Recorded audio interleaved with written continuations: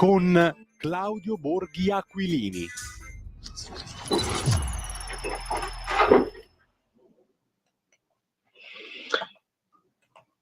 E rieccoci qua alle 9:45 minuti e 27 secondi sulle magiche onde di Radio Libertà. Antonino Danna al microfono con voi e do il benvenuto al padrone di casa che ci svelerà altri trucchi magici quest'oggi, il senatore Claudio Borghi. Buongiorno senatore, bentornato.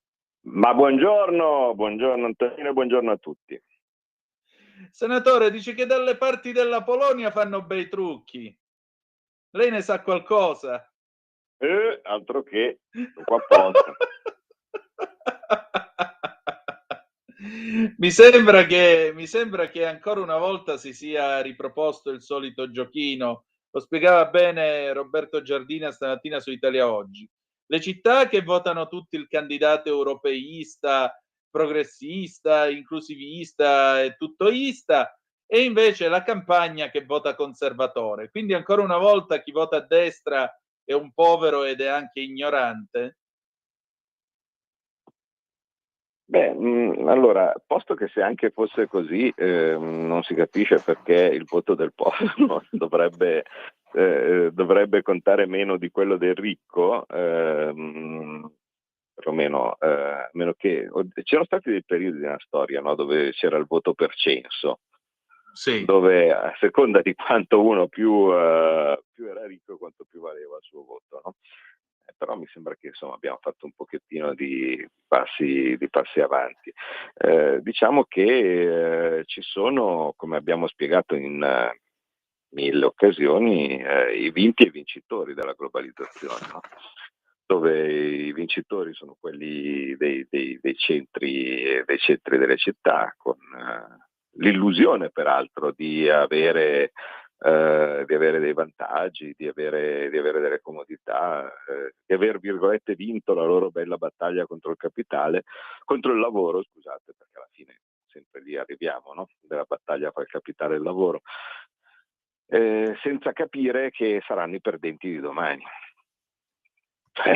Se uno di questo mondo della globalizzazione pensa di essere il vincitore perché ha dei vantaggi momentanei, è come se in una barca che affonda uno crede di essere messo meglio perché ha la cabina più in alto, no?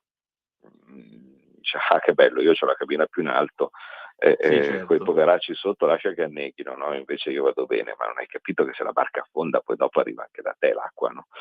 Per cui insomma sono situazioni che devono essere guardate con molta attenzione vedi, io sto facendo in questi giorni una delle cose che secondo me un politico dovrebbe fare spesso, no? Vale a dire un po' di giri d'Italia.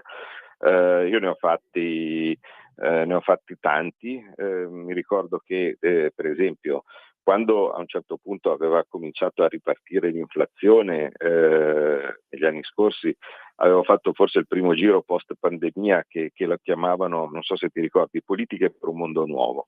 No? Sì. Dove praticamente avevo fatto, insieme sempre con Gilberto e con altri, ho fatto il giro per spiegare alla nostra base, diciamo così, di elettori che è tipicamente fatta di partite IVA, piccoli imprenditori, no, e così via, che con questo spostamento verso l'inflazione bisognava prestare attenzione ai dipendenti, no? Perché alla fine questo è quello che la politica può fare. La politica non può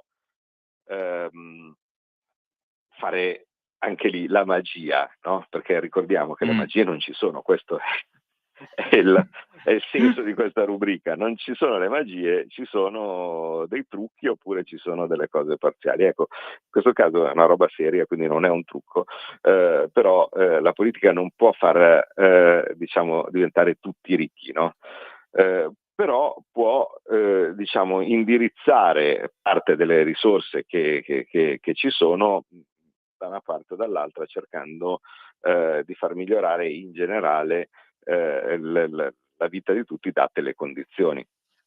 In quel caso avevo indicato che c'era un passaggio importante, cioè a fronte di un ritorno dell'inflazione, di una ripresa però dell'economia, quelli che erano più a rischio erano i lavoratori dipendenti, e quindi c'era bisogno di fare il taglio del cuneo fiscale, così di questo tipo, anche perché i dipendenti poi sono i clienti degli autonomi. Ecco, qui sta anche nel cercare di capire un po' al di là dell'immediata convenienza, no? Quello che non fanno gli elettori delle grandi città, che continuano a votare il candidato globalista pensando di avere dei vantaggi. In questo caso invece io appunto sto facendo un po' di giri d'Italia con l'occasione del mio libro. E allora sto facendo un 20 anni piccolo, di diciamo così, sovranismo. 20 anni di sovranismo tour, no?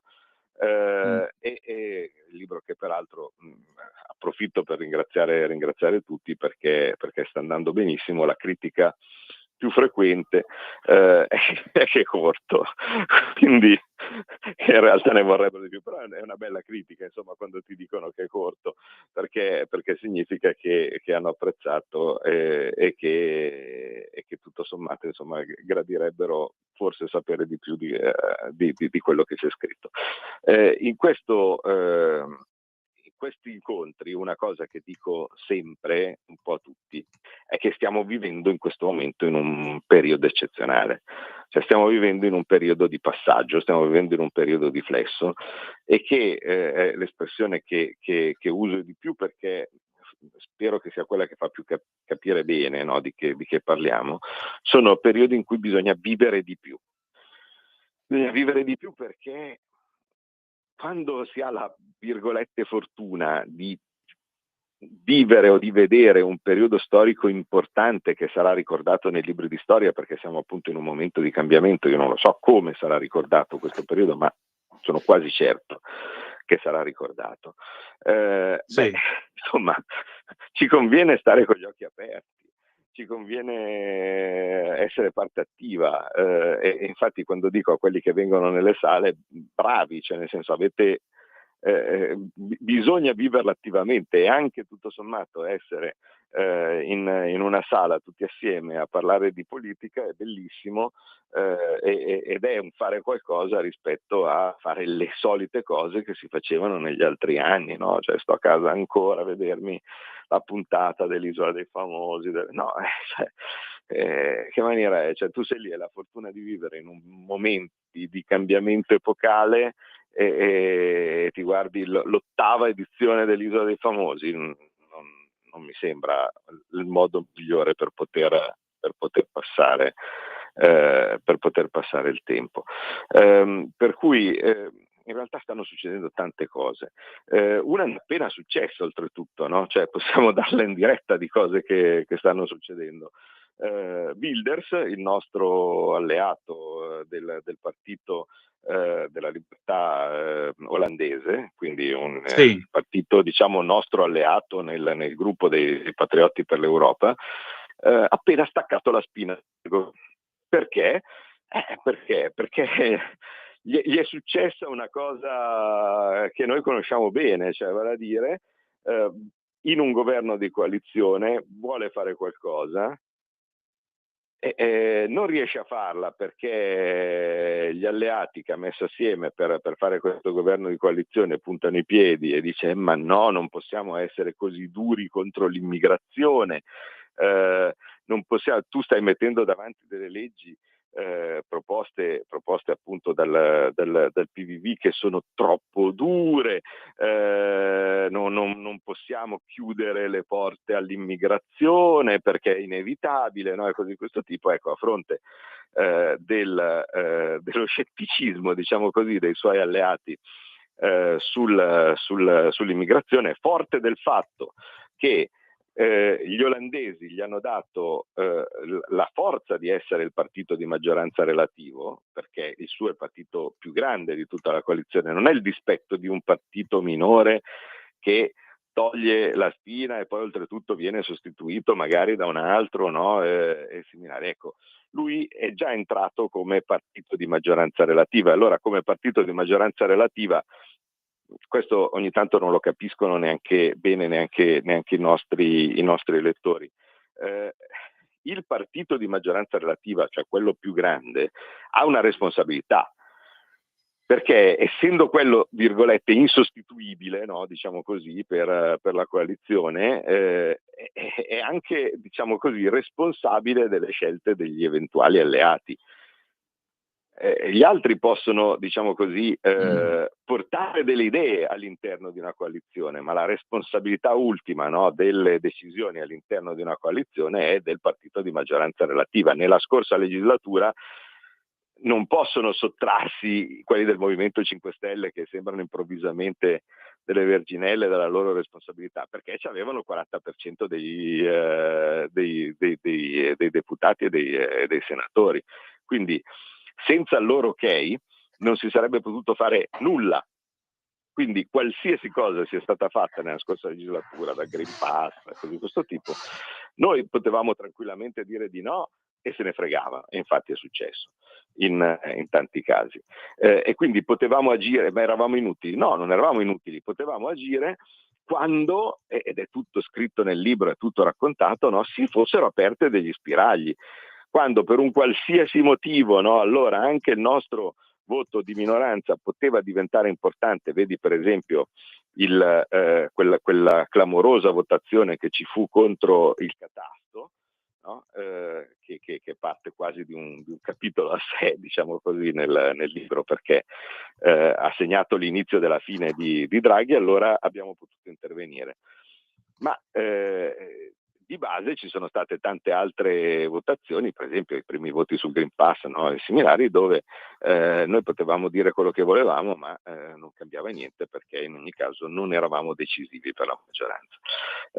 Invece, e se anche per caso le volte che abbiamo provato a essere decisivi, vedi per esempio quando si cercavano di forzare le decisioni col primo governo, quello con i 5 Stelle, avete visto cosa succedeva, no? Cioè semplicemente venivi mandato fuori dalla maggioranza e invece di andare a nuove elezioni il Presidente della Repubblica chiamava il solito PD e era tutto a posto, no? Ritornavano al governo come se nulla fosse, senza che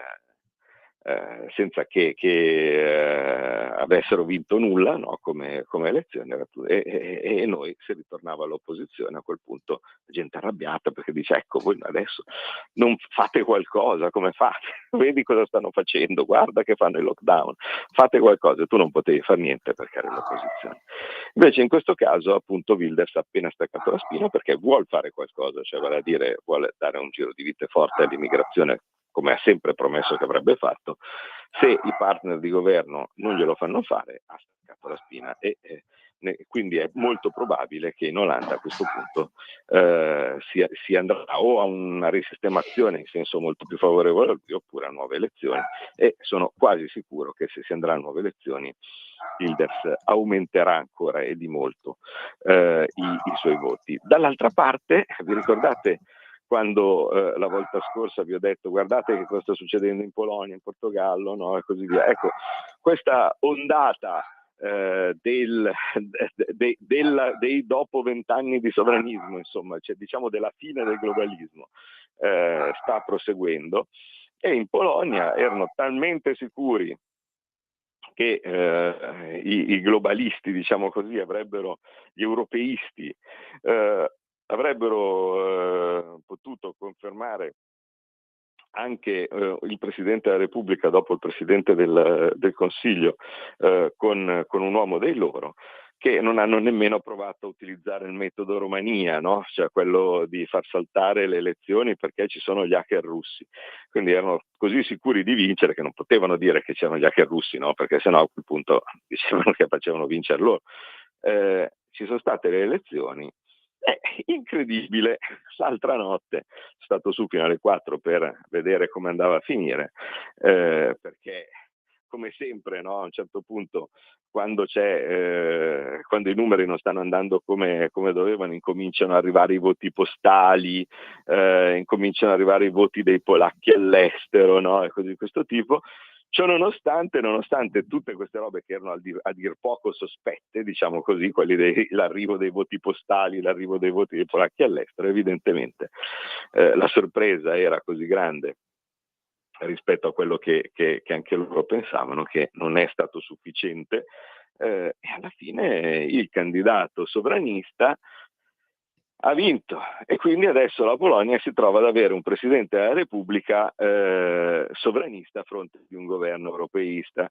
E questa cosa non è da poco, perché il Presidente della Repubblica ha dei poteri discreti. Per esempio può mettere il veto su qualsiasi legge portata dal Parlamento, e il Parlamento lo può confermare solo con i 2/3 dei voti,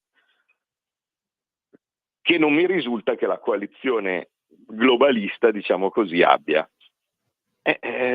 Quindi insomma stiamo parlando di una cosa importante. Adesso il primo ministro Tusk, che è quello di una simpatia clamorosa, no? Avete presente la tipica faccia arrogante da eurocrate, no? Quello che ti guarda e dice: io so che quella che ora te lo insegno io. Sì, te lo spiego io come tu devi vivere, no? Cioè proprio trasuda questa cosa qua il signor Tusk. Allora ha detto che si mette nelle mani del Parlamento per un voto di fiducia. Non vuol dire niente, perché la fiducia è molto probabile che lo otterrà. Però credo che qualche riflessione debba farla, anche se io non ho mai visto un globalista mollare la posizione in modo volontario, ecco, qualsiasi sia stata la conseguenza delle urne. Per cui insomma stanno succedendo, ecco, tante cosette, e io ti lascio fare il jingle, anche perché così mi metto la giacca e vado verso la macchina. Yes sir, buona giacca, a tra poco. Stai ascoltando Radio Libertà, la tua voce libera, senza filtri né censure, la tua radio.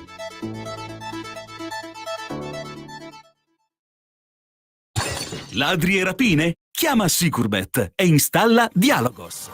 Telefono 389 11 89 705. Antifurto senza fili o videocontrollo da 980 euro netti. Chiama il numero 389 11 89 705. Prima è meglio che dopo. Sicurbet 389 11 89 705.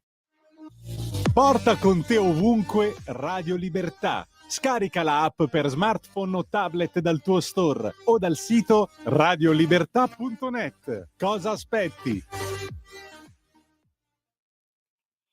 Le 10, 3 minuti e 17 secondi, che il senatore Claudio Borghi e Antonino Danna al microfono con voi.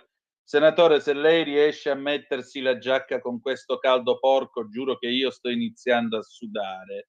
Se c'ha pure la cravatta, vabbè, ma siamo... non esagerare, che poi ti dicono che c'è il cambiamento climatico. C'ha pure la cravatta? C'ho pure la cravatta, se no non mi fanno entrare al Senato. Già, è vero, non si può entrare senza giacca e cravatta al Senato, l'ha voluto Cossiga questo, sì. Senta, ma la leggenda dice che Speroni entrasse con le bolotai, i cravattini quelli alla JR, alla texana, ma è vera sta storia? Sì, lo dicono anche a me, io ovviamente non l'ho visto. Straordinario! Non l'ho visto con i miei occhi, diciamo così, che all'epoca devo dire che era uno che mi gasava assai, no? Io da elettore, perché io ero sempre stato ovviamente per quelli un pochettino più aggressivi, no? Però non ti so confermare, ecco. Io diciamo di solito tendo a testimoniare le cose che ho visto di persona. Allora, senatore, senta, ma in tutto questo diciamo che giustamente lei dice, intanto ricordiamo ai nostri ascoltatori 029294 7222 se volete intervenire. Giustamente lei dice, io non ho mai visto un globalista fare un passo indietro dopo una seria analisi politica della situazione, dopo aver notato che gli mancano i voti e gli manca quindi la possibilità di avere voce in capitolo. Per contro, io invece sottolineo che c'è un presidente della Repubblica in Polonia che viene eletto dal popolo e anche se la sua funzione per molti versi è costituzionalmente decorativa, ha questo enorme potere che è rappresentato dal potere di veto, il quale gli dà un potere enorme, oltre a essere effettivamente il capo delle forze armate.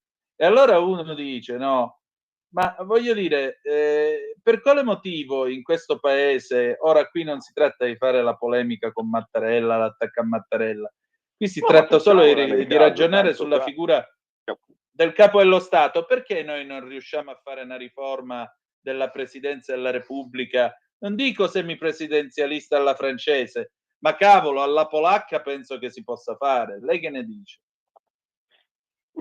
Sì, è ovvio che non solo non va secondo me la situazione attuale, perché se era stato, diciamo così, pensato come figura di rappresentanza, no? Ma esonda, diciamola così, da questa sua rappresentanza, no, negli ultimi anni, e quindi prende delle iniziative come sono state ampiamente descritte all'interno del libro, no? Perché ci sono tante parti. Ecco, giusto do un suggerimento a chi ha comprato il libro senza leggerlo. Ce ne sono, gli voglio bene lo stesso, ma quanta gente dice, guarda, c'è il libro di Borghi, lo compro, perché così facendo, insomma, diciamo, lo incoraggio, ma poi non lo leggo, no? Perché tanto non sono abituato a leggere i libri, o non ho tempo, o lo leggerò dopo, no? Così di questo tipo. Ecco, in fondo al libro c'è un comodo indice dei nomi. Sì. Quindi ci sono esattamente le pagine dove è stato nominata una persona, e quindi se uno vuole andare a cercare le parti del libro dove si parla di Salvini, può andare direttamente alle pagine indicate, no, dove si parla di Salvini. Se uno vuole andare a vedere dove si parla di Mattarella, idem. Insomma, direi che nel libro di testimonianze che magari adesso abbiamo forse un pochettino dimenticato, in cui si fa capire che il peso politico, le decisioni politiche di Mattarella in questi anni sono state tutt'altro che decorative, chiamiamola così, e quindi è evidente che se a un certo punto ha un peso importante nelle decisioni politiche, allora a quel punto una forma di legittimazione diretta popolare direi che sia cosa assolutamente buona e giusta. E dall'altra parte mi verrebbe da dire che quello che si sta facendo adesso, cioè vale a dire di una carica che era pensata per durare a massimo 7 anni e che improvvisamente diventa di 14, insomma, secondo me è una cosa molto molto discutibile, mettiamola così. E anche in questo caso, no, uno dice vabbè, ma l'avete votato anche voi? Sì, mi ricordo che l'abbiamo votato anche noi, infatti non è stata dal punto di vista della comunicazione secondo me la scelta migliore, però come anche in questo caso raccontato bene nel libro, era semplicemente una presa d'atto di mancanza di progetto alternativo, perché vi ricordate, noi siamo andati non per votare Mattarella, siamo andati per votare la Casellati. Certo che se poi abbiamo degli alleati che impallinano, insomma Casellati era di Forza Italia, e se quelli che hanno fatto mai voti, c'è un famoso detto latino, cioè ad impossibilia nemo tenetur, no? Cioè, noi possiamo essere responsabili di quello che facciamo noi. Infatti i nostri voti c'erano tutti, i voti di Fratelli d'Italia c'erano tutti, perché insomma, se uno si ricorda quei giorni, avevamo, virgolette, segnato i voti, no? Cioè proprio per essere sicuri che nessuno facesse il furbo, quelli della Lega dovevano scrivere Casellati, quelli di Fratelli d'Italia dovevano scrivere Elisabetta Casellati, quelli di Forza Italia dovevano scrivere Casellati, adesso non mi ricordo così erano le 3 cose, ma ognuno doveva scrivere una cosa differente, così si poteva contare da chi venivano i furbetti. I furbetti venivano incredibilmente proprio dal suo stesso partito e dai centristi, diciamo così. In quel caso, ragazzi, uno che può fare? Cioè, se eravamo ancora nella posizione di farci molto del male, e incidentalmente mi viene da dire che certe riflessioni anche all'interno di ogni partito su da che parte, inclusi quelli della maggioranza, no? Cioè, ha fatto molto parlare il brillante discorso di questo giovanetto di Forza Italia, no? Che ha ben pensato, Sì. stai lì a fare un congresso, ha pensato non di attaccare il Partito Democratico ma di attaccare la Lega, no? Allora noi ovviamente abbiamo anche le nostre, perché mi ricordo che i giovani della Lega, insomma, prima di Pontida non è che erano stati tenerissimi nei confronti di Forza Italia, quindi stiamo zitti anche per quello, insomma, mi verrebbe da dire, no? Cioè, anche noi non siamo stati teneri, però la riflessione politica che uno dovrebbe fare è sul merito, non tanto sull'attacco al collega di governo. Se si pensa che, insomma, il nostro mondo ideale è quello dove c'è l'immigrazione similari, insomma, uno deve farsi un po' di riflessione, no? Da che parte della vera divisione politica uno vuol stare. Questo proprio trasversale a tutti i partiti, anche all'interno della Lega, anche all'interno di Fratelli d'Italia e similari. Cioè, sei per il globalismo o sei per il sovranismo? Una volta che uno dice, ma io guarda, sì, veramente sarei di Fratelli d'Italia, però a me l'immigrazione piace. Bene, allora traine le conseguenze, insomma, no? Perché uno può fare tutti i trasformismi che vuole a proposito di giochi di magia, però almeno su una divisione precisa, no, di dove devi stare all'interno, mega schieramenti, perché è ovvio che poi ognuno ha il suo partito differente dove porta avanti delle idee specifiche su alcune sue idee, però almeno, no, su una divisione di massima uno deve essere d'accordo se deve formare delle coalizioni. E mentre prima era destra e sinistra, vale a dire lavoro capitale, adesso che questo destra e sinistra non vale più, perché in realtà la sinistra si è appropriata del capitale, no? E quindi non è più credibile, insomma, no? Una divisione di questo tipo, almeno fatta su quei paradigmi, no, passati.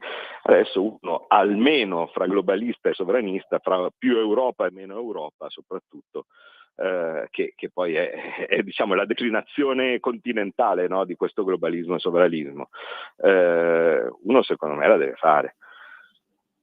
Dopodiché, insomma, poi uno fa scegliere agli elettori, no? Ma almeno lo dice in modo... Questo mi sembra abbastanza chiaro. Scusa, quindi, prego. Ripetimi, perché la macchina ce l'ho nel box. Aspetta, adesso tengo il respiro perché il box è piccolo. Con calma che ce la facciamo, senatore, non si preoccupi. D'altra parte,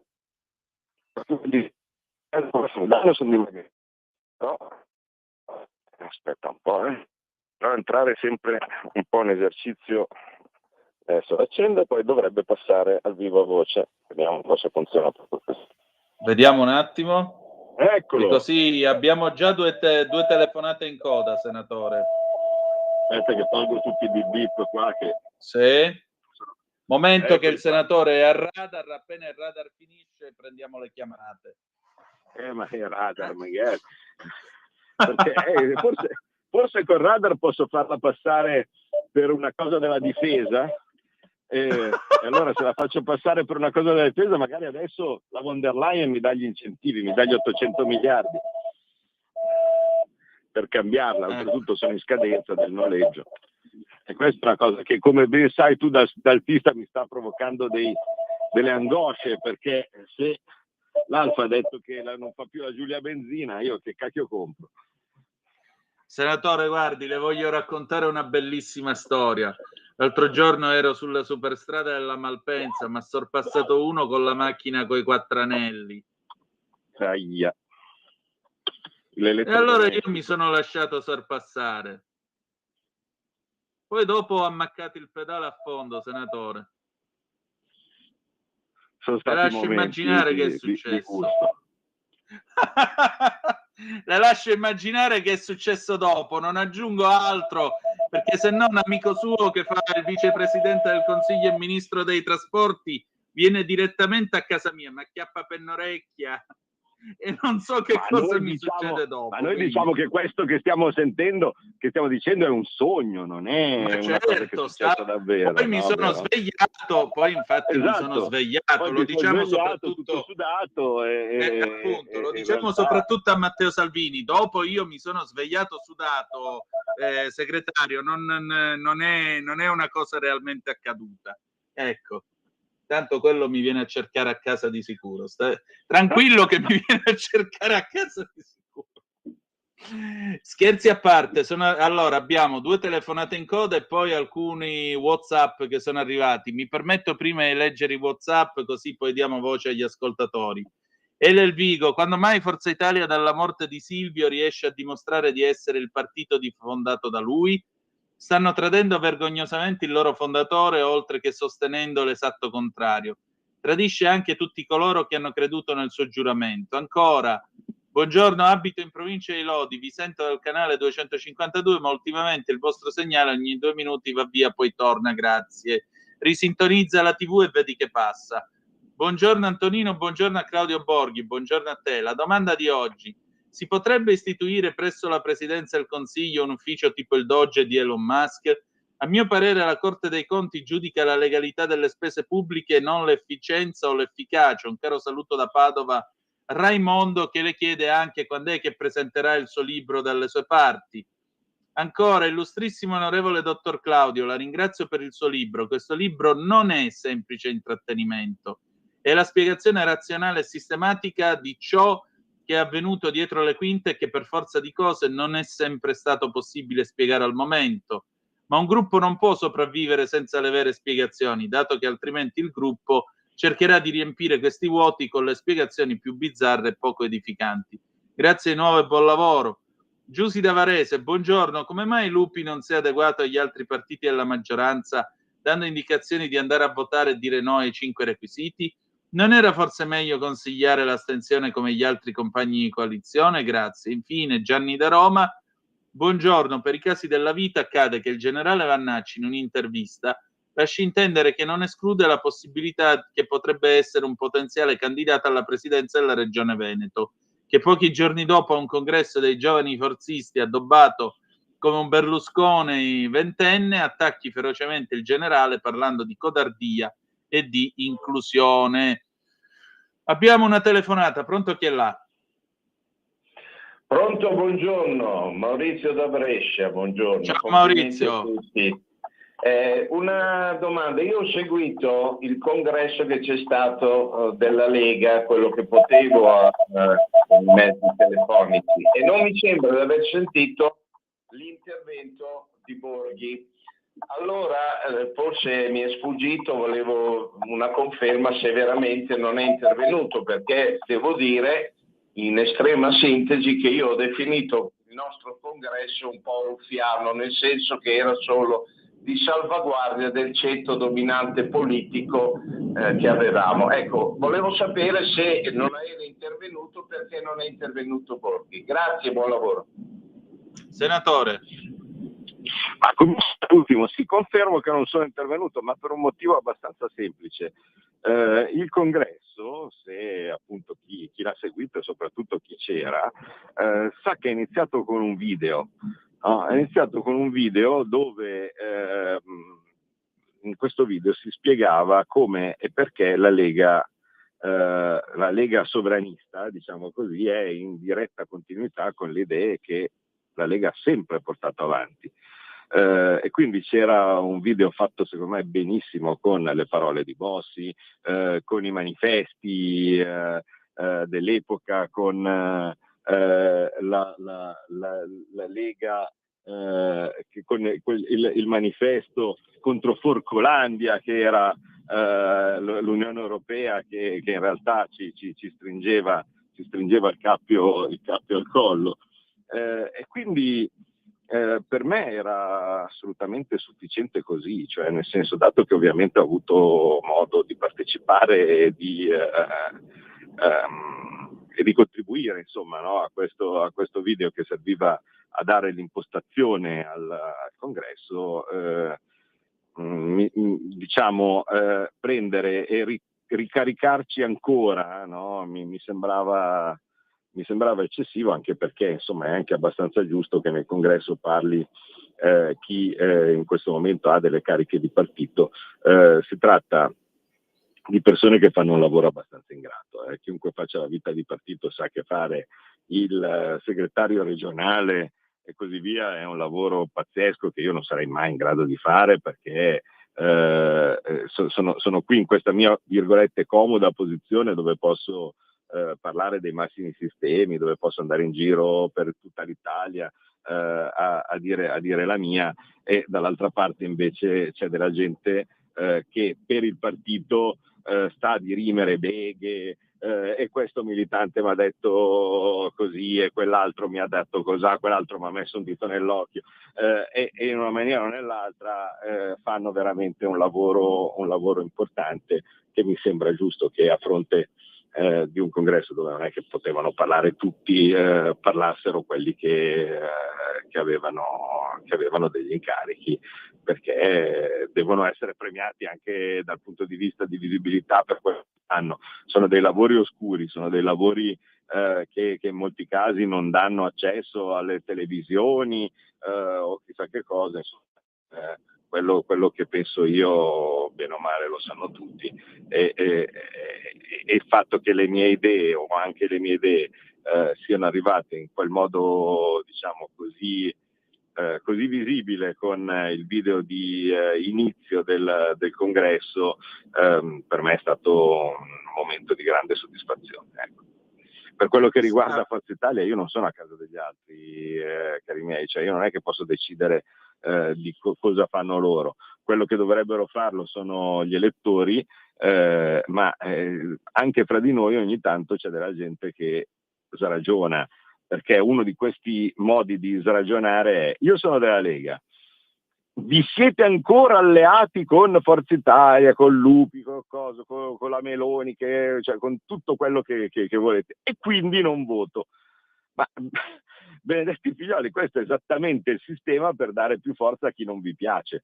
Cioè, all'interno di una coalizione, se uno non viene votato, questo non esiste. Cioè, non è che essere all'interno di una coalizione significa che sei tu che stai dando forza agli altri, anzi in certi casi è proprio il contrario. La coalizione consente la moltiplicazione delle proprie forze, perché sennò altrimenti stai perennemente all'opposizione da solo a gridare in un momento, mentre gli altri sono lì a fare la fila degli omini con la carta, ed è chiusa lì la storia. Viceversa, in una maniera o nell'altra devi magari mollare due cose, ma una la porti a casa, e quando la porti a casa è veramente una moltiplicazione delle forze, ma spetta agli elettori dire le forze relative all'interno della coalizione. Quindi cioè, la risposta migliore è più Lega. Cioè, sei alleato con Forza Italia, bene, allora io dovrò votare in massa, no? A quel punto, per far vedere che gli italiani sono più d'accordo con le idee della Lega rispetto che con quelle di altri partiti. E invece fino adesso, insomma, questa cosa non si è tanto vista. Voi capite che se i voti sono più o meno quelli lì, perché lo dicono i sondaggi, ma lo dicono anche le volte che si è andato a votare tipo alle europee, capite che è un po' complicato far prevalere un'idea su tutta la coalizione, no? Perché bisogna ovviamente a ogni elezione dare dei segnali. Quello è quello che insomma vi chiedo sempre in modo disperato, ma poi ragazzi, poi i giudici siete voi, cioè finché ancora ci danno un pezzo per quella piccola parte di democrazia che ora ci rimane e che non è sottratta al vostro potere, quindi la giustizia, il governo, i ministeri, le autorità indipendenti, la Banca Centrale, l'Unione Europea, ecco, questi si fanno tutti il cazzo che vogliono. Gli unici che rispondono a voi e che sono qua come me, no, in questo momento, quando possono, a spiegare, a sentire che cosa avete da dire, a cercare di portare avanti le vostre idee, sono la parte, diciamo così, legislativa, cioè quella del Parlamento, che conta sempre di meno. Però se all'interno di questa parte legislativa, di questo scampolo di democrazia che ancora si riesce a difendere e che speriamo il futuro mondo del sovranismo rafforzerà, però bisogna farsi sentire, e l'unico modo di farsi sentire è votare, non stare a casa. Senatore, un'ultima telefonata, se è ancora in linea. Pronto, chi è là? Ha chiuso. Ha chiuso? Va bene, allora direi che possiamo chiudere la nostra trasmissione di oggi. Senatore, allora, grazie come sempre, ci ritroviamo il 10 giugno prossimo, va bene? Grazie a voi, e ricordate che c'è un'eccezione bisogna sempre votare, ed è esattamente quella del referendum. Per il referendum non votare equivale a dire un no ancora più forte, dato che questi referendum sono il cavallo di Troia per un quesito in particolar modo, che è quello sulla cittadinanza facile. Direi che non abbiamo bisogno di cittadinanza facile, e l'unica cosa sensata da fare durante questi referendum è fare altro quel giorno lì, che è perfettamente lecito, perché non si tratta di elezioni politiche. Le elezioni politiche, anche se fosse per il singolo comune, e qui mi rivolgo ai cittadini che hanno il ballottaggio, per esempio agli amici di Taranto, allora sì, si va là e si chiede solo la scheda per il ballottaggio. Quello bisogna farlo. Per tutti gli altri ci sono tante cose interessanti da fare, ci sarà Sinnar da guardare in televisione e così via, quindi direi che non mi sembra il caso di andare a dare una mano a qualcuno che vuole più immigrati.